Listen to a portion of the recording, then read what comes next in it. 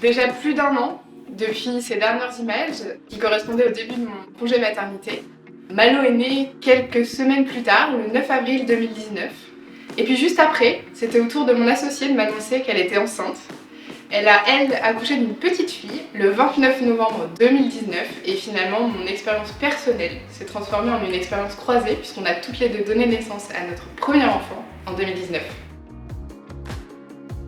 Ce qu'on en retient, c'est simple, c'était une très belle année. On a eu une très belle croissance, on n'a pas perdu de clients, on en a même gagné beaucoup plus. Donc je pense que personne n'aurait misé sur 2 femmes chefs d'entreprise qui ont un enfant la même année et qui ont une aussi belle réussite. J'avais pas mal d'angoisse au départ sur finalement le démarrage du congé maternité et en fait c'est pas ça le plus compliqué parce qu'on avait tout anticipé, on avait tout fait pour se rendre remplaçable donc finalement c'était pas un vrai problème.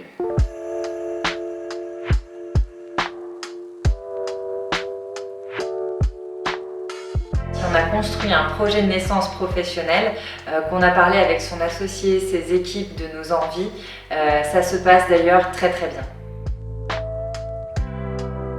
Ce qui a été un vrai sujet en fait, c'est l'après. C'est s'organiser avec son enfant, c'est gérer son nouvel emploi du temps, c'est gérer la fatigue aussi. Et j'aurais aimé pouvoir m'organiser différemment pour pouvoir faire une reprise plus flexible. Le moins rigolo dans tout ça finalement, c'est de se retrouver seule pendant l'absence de son associé. Nous on s'est beaucoup posé la question du remplacement, on s'est toutes les deux fait remplacer et je crois que c'est vraiment très important d'avoir quelqu'un en qui on a confiance et qui peut du coup gérer nos clients et notre vie en entreprise pendant notre absence.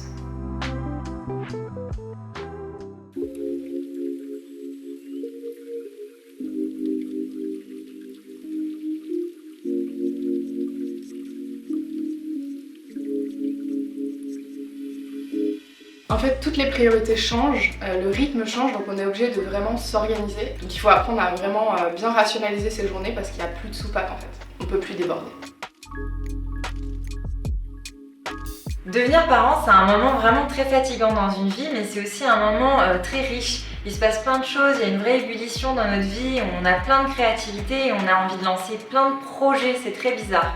Et du coup, ça peut vraiment profiter à une entreprise, contrairement à ce qu'on pourrait croire. Nous, on a relancé plein de choses, ça nous a donné plein d'idées et plein d'envie d'adapter notre entreprise à notre nouvelle vie. Il y a un vrai sujet de légitimité aussi avec le fait de devenir maman. On se sent vraiment toute puissante, ça donne de la force. Et en plus, mon associé comme moi, on a géré alternativement la boîte toute seule. Et ça nous a vraiment donné un gros boost parce qu'on s'est prouvé qu'on en était capable. On avait vraiment hâte que l'autre revienne, mais ça nous a quand même aidé par rapport à ce sujet de la légitimité.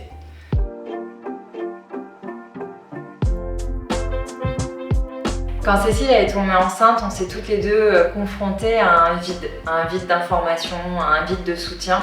Et on a réalisé une chose, il ne fallait plus jamais que ça arrive à d'autres femmes entrepreneurs, qu'il n'y ait plus cette sensation de je ne trouve pas de réponse à mes questions et je me sens seule et j'ai peur parce qu'aujourd'hui ça me paraît incompatible d'être femme, chef d'entreprise et maman. Et on a voulu vraiment démontrer que c'était faux. Ce qu'on souhaite, c'est ouvrir le débat, c'est générer des témoignages, générer des prises de parole et que comme ça on puisse croiser les expériences de nombreuses femmes entrepreneurs. L'objectif, aller vers un nouveau modèle entrepreneurial qui permet un équilibre entre le pro et le perso. Et c'est ça qu'on a envie de montrer aussi, c'est que même avec des enfants, ce qui rajoute un degré de priorité sur le perso, on peut arriver à développer son entreprise et à avoir une vie perso épanouissante.